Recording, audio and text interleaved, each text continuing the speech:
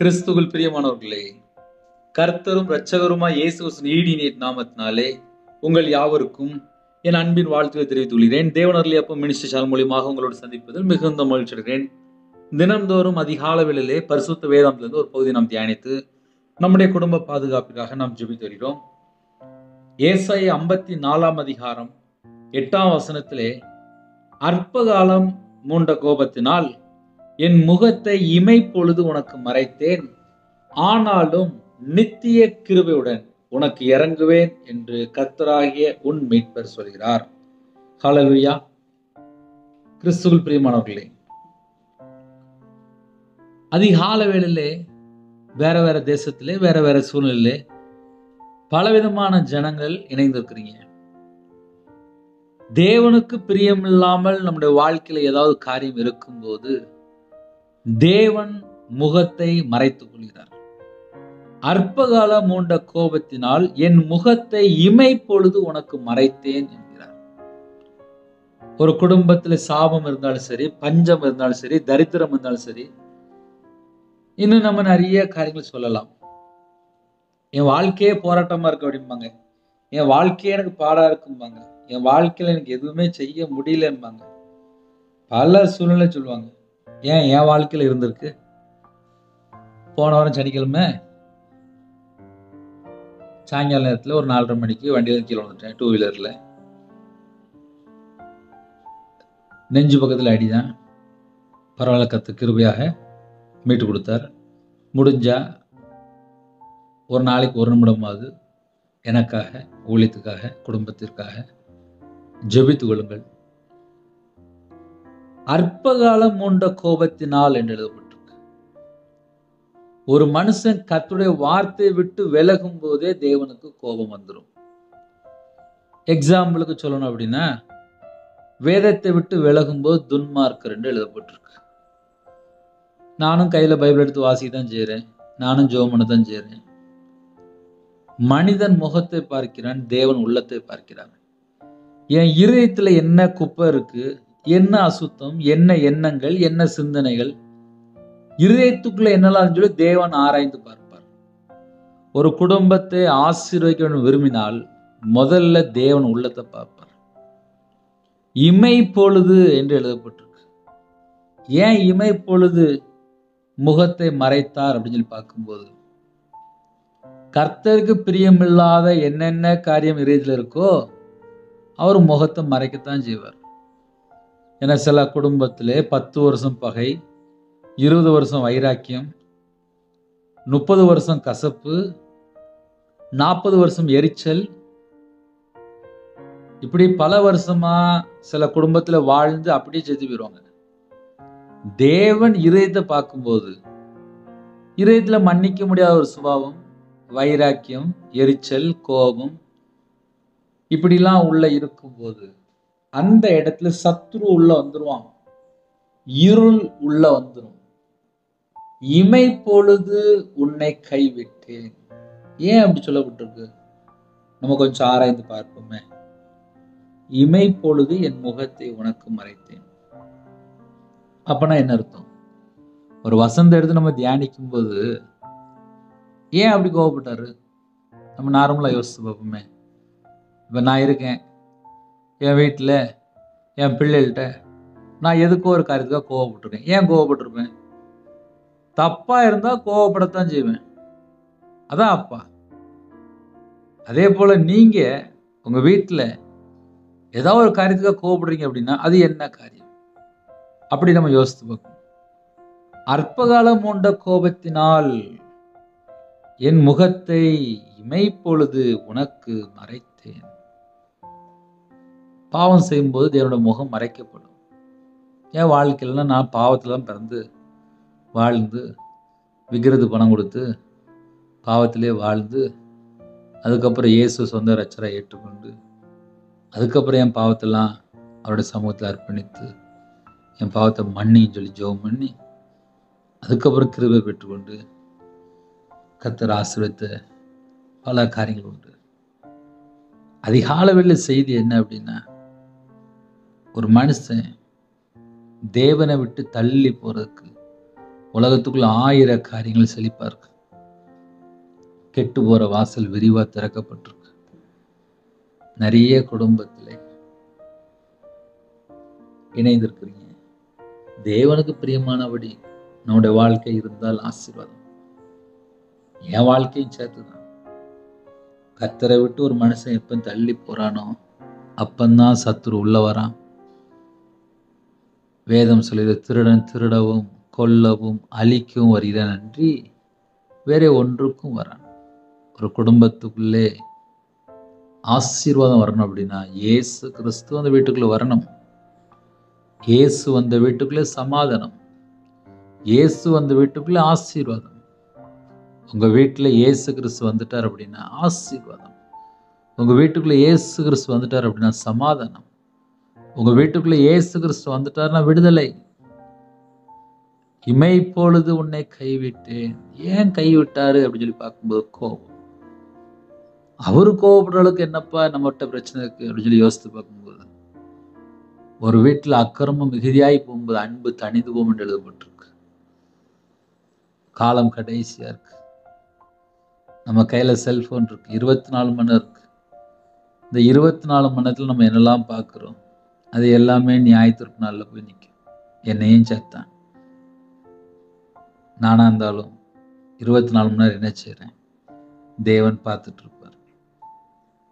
நியாயத்திற்கு நாள்ல நம்ம கணக்கு ஒப்பு வைக்கணும். இப்ப நம்ம வாழ்ற காலம் கிருபையின் காலம்.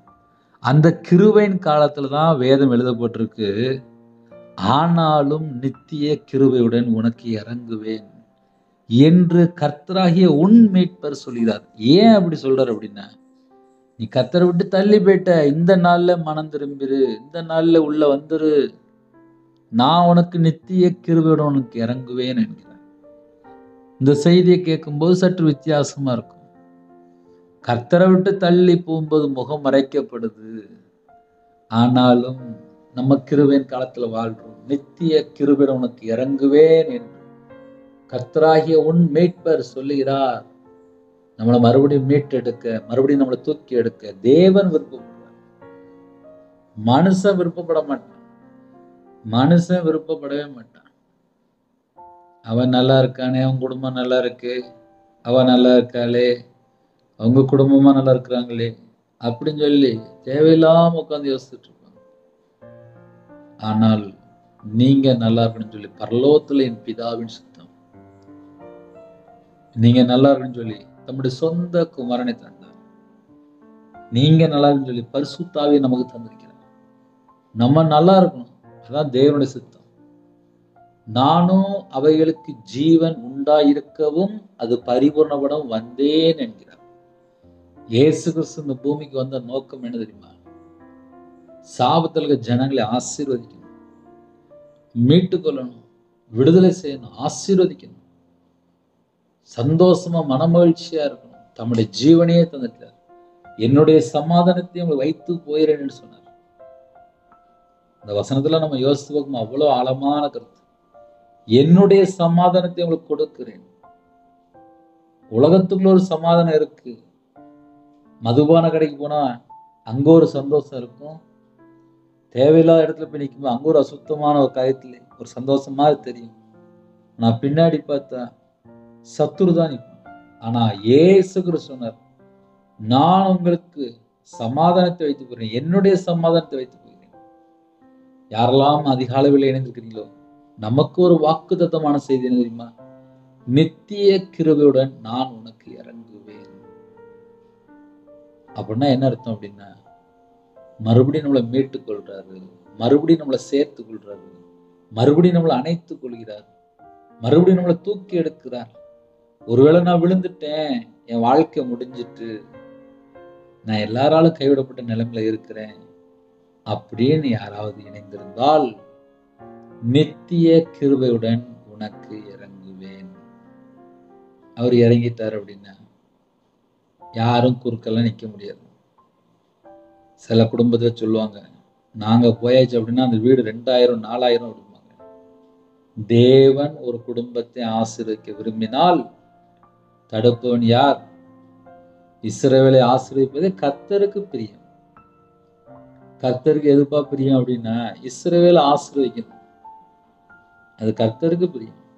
அதனால கர்த்தருடைய ஜனம் ஆசீர்வதிக்கப்பட்ட ஜனம். கர்த்தருடைய ஜனம் வேறு பிரிக்கப்பட்ட ஜனம். கர்த்தருடைய ஜனத்துக்கு ஒரு விசேஷமான ஒரு பாதுகாப்பு இருக்கு, விசேஷமான ஒரு அபிஷேகம் இருக்கு. நித்திய கிருபையுடன் நான் என்கிறார். இந்த வேர்டெல்லாம் நீங்க யோசித்து பார்க்கணும். நித்திய கிருபையுடன் உனக்கு இறங்குவேன் என்று கர்த்தராகிய உன் மீட்பர் சொல்கிறார். அவர் எழுதுனதுதான். ஹல்லேலூயா. வாக்குத்தத்தங்கள் நாம் தியானிக்கும் போது நம்ம வாழ்க்கை தேவனோடு கனெக்ட் ஆகுது. ஒரு மனுஷனோட அல்ல, பரலோகத்தோடு கனெக்ட் ஆகுது. ஜீவனுள்ள வார்த்தையை நாம் தியானிக்கிறோம். நமக்குள்ள ஜீவன் வருகிறது, தீர்க்காயுசு வருகிறது, கிருபை வருது, சத்தியம் வருது, வல்லமை புறப்படுது, உயிர்ப்பிக்கிற வல்லமை வெளிவருது. இதெல்லாம் எப்போ அப்படின்னா அவருடைய வார்த்தையில் அவ்வளவு ஆகாரம் இருக்கு. அந்த வார்த்தையை நாம் தியானிக்க தியானிக்க தியானிக்க நமக்குள்ளே புது ஜீவன், நானோ அவைகளுக்கு ஜீவன் உண்டாயிருக்கவும் அது பரிபூர்ணப்பட வந்தேன் என்கிறார். அதனால கால வேளையிலே நம்ம ஜெபிப்போம். நம்ம குடும்பத்தை ஆசீர்வதிப்பார். உங்க குடும்பத்தை கண்டிப்பாக ஆசீர்வதிப்பார். கண்களை மூடி நாம் ஜெபம் செய்வோம். கிருபை மகிமை அந்த பரிசுத்தமுள்ள நல்ல தகப்பனே, உம்மை நன்றியோடு துதிக்கிறோம், ஸ்துதிக்கிறோம்ப்பா. இந்த நாளைக்கான கிருபைக்கா ஸ்தோத்திரம், ஸ்தோத்திரம், ஸ்தோத்திரம், ஸ்தோத்திரம், ஸ்தோத்திரம், ஸ்தோத்திரம், ஸ்தோத்திரம்ப்பா. அதிகால வேளையில நித்திய கிருபையுடன் உனக்கு இறங்குவேன். உம்முடைய வார்த்தைக்கா ஸ்தோத்திரம்ப்பா. உம்முடைய வார்த்தையை நாங்கள் தியானிக்கும் போது எங்களுக்கு ஜீவனம் தீர்காயுசு. உம்முடைய வார்த்தைக்கு நாங்கள் கீழ்ப்படியணும், சத்தத்துக்கு செவி கொடுக்கணும். எங்கள்கிட்ட எத்தனை குறை இருக்கோ, எத்தனை பாவம் இருக்கோ மன்னிச்சிருங்கப்பா. அப்பிரோஜனமான ஊழியக்காரன்ப்பா, எங்களை மண்ணாக அர்ப்பணிக்கிறோம். இந்த நாளை உங்களுடைய கரத்துல அர்ப்பணிக்கிறோம். கர்த்தர்களுக்கு ஆசீர்வதித்தாங்க. என்னோட அப்பத்தின் தண்ணியில் ஆசீர்வதிங்க. உங்க கரம் எங்க மேல வைங்கப்பா. எங்க வாழ்க்கை ஆசீர்வாதமா மாறணும்ப்பா. யாரெல்லாம் தாழ்த்துறோங்களோ எல்லா குடும்பத்துக்கு கர்த்தர் ஆசீர்வதிங்க. விசேஷமா சிறுபிள்ளைகள் முதல் கொண்டு முதியோர் வரை எல்லாரையும் ஆசீர்வதிங்க. எத்தனையோ தேசத்துக்குள்ள இணைந்திருக்காங்க. உங்களுடைய வாழ்க்கையில எல்லா குறைகள் குற்றங்கள் எல்லாவற்றையும் மன்னித்து ஆசீர்வதிங்க. உமக்கு பிரியமானபடி நாங்கள் வாழணும்ப்பா. கர்த்தரை விட்டு தள்ளி போன பாவத்தை மன்னிச்சிருங்கப்பா. தள்ளி போன பாவத்தை மன்னிச்சிருங்கப்பா. மன்னிச்சிருங்கப்பா. உங்க பிள்ளைகளை ஆசீர்வதிங்கப்பா. யாரெல்லாம் ஜெபிக்கிறாங்களோ எல்லா குடும்பத்தையும் ஆசீர்வதிங்கப்பா. ஆசீர்வதிங்கப்பா. ஆசீர்வதிங்கப்பா. ஆசீர்வதிங்கப்பா. ஆசீர்வதிங்கப்பா. எல்லா குடும்பத்தையும் ஆசீர்வதிங்கப்பா. எத்தனையோ தேவைகள் இருக்குப்பா. கடன்லாம் லட்சக்கணக்காக கடன் இருக்கு. ஆசீர்வதிங்கப்பா. ஆசீர்வதிங்கப்பா. ஆசீர்வதிங்கப்பா. ஒவ்வொரு குடும்பத்தையும் ஆசீர்வதிங்கப்பா. உங்களுடைய வார்த்தைக்கு உங்களுடைய சத்தத்துக்கு செவி கொடுத்து கீழ்ப்படிந்து கை கொண்டு வாழ கிருபை தாங்கப்பா. பரிசுத்தமாக வாழ கிருபை தாங்க. சத்தியத்தில் நடக்க கிருபை தாங்க. நீதியை பின்பற்ற கிருபை தாங்க. உண்மையா வாழ கத்த கிருபை தாங்க. உமக்கு பிரியமானபடி வாழ கத்த கிருபை தாங்க. பிதாவின் சித்தம் நிறைவேற்ற கத்த கிருபை தாங்க. இச்சையை மேற்கொள்ள கத்த கிருபை தாங்க. சுயம் சாகட்டும், 4 வார்த்தை சாகட்டும், ஜென்மக்கிரியை அழிக்கப்படட்டும், மாம்சக்கிரியை அழிக்கப்படட்டும், ஜென்ம சுபாவம் அழிக்கப்படட்டும். எங்களுக்குள்ளே கத்தரை விட்டு தள்ளி போற என்னென்ன காரியம் இருக்கும் இந்த எல்லா பாவத்தையெல்லாம் மன்னித்து எங்களை பரிசுத்தப்படுத்தி ஆசீர்வதிங்க. எங்களோட அவைகள் எல்லாம் கிறிஸ்துவோட அவயமா மாறட்டும். எங்க உடம்புல ரத்தம் எல்லாம் கிறிஸ்துவின் ரத்தம் மாறட்டும். எங்க கண்கள்ல கழிக்கம் போடுங்க. வீண் வார்த்தை பேசாதபடி வேலடைங்க. உமக்கு பிரியமானபடி வாழ எங்களை தாழ்த்தி அர்ப்பணிக்கிறோம். ஜெப விஷயம் தாங்க, தியானிக்கிற விஷயம் தாங்க, துதிக்கிற விஷயம் தாங்க. ஆவிக்குரிய 9 கனிகளினாலும் ஆவிக்குரிய 9 வரங்களாலும் நிரப்புங்க. களஞ்சியம் எல்லாம் எல்லாருடைய களஞ்சியம் எல்லாம் நிரம்பி வெளியிட்டும். ரட்சிப்பின் பாத்திரத்தை எடுத்துக்கொண்டு கர்த்தருடைய நாமத்தை தொழுகுலகத்தை கிருபை செய்யுங்க. புது வஸ்திரம் அப்பா, ரட்சிப்பின் வஸ்திரம் தாங்க ராஜா, நீதியின் சால்வை தாங்க ராஜா, வெண் வஸ்திரம் தாங்க ராஜா. ஒவ்வொரு குடும்பத்துக்கு கர்த்தர் ஆசீர்வதிங்க. எத்தனையோ தேசத்துல இணைந்திருக்காங்க. எல்லா குடும்பத்துக்கு கர்த்தர் ஆசீர்வதிங்க. உமக்கு பிரியமானபடி வாழ என்னுடைய ஆவி, ஆத்துமா, சரீரம், சிந்தனை, நினைவு எல்லாவற்றையும் அர்ப்பணிக்கிறோம். உங்களோட ரத்த கொட்டைகளை வேலடைங்க. பிதா, குமாரன், பரிசுத்த நாமத்துல முத்திரை போடப்பட்டு எந்தெந்த குடும்பத்தை ஜெபிக்கணும் குடும்பமா ஆசிரியப்பா. எல்லா குடும்பம் ரட்சிக்கப்படணும். எல்லாரும் மனம் திரும்பி பாவ மன்னிப்பை பெற்றுக்கொள்ள வேண்டும். யாரெல்லாம் ஜெபிக்கணும் எல்லாரும் நித்திய ஜீவனுக்குள்ள வரணும்ப்பா. அந்த கிருபைகள் தாங்கப்பா.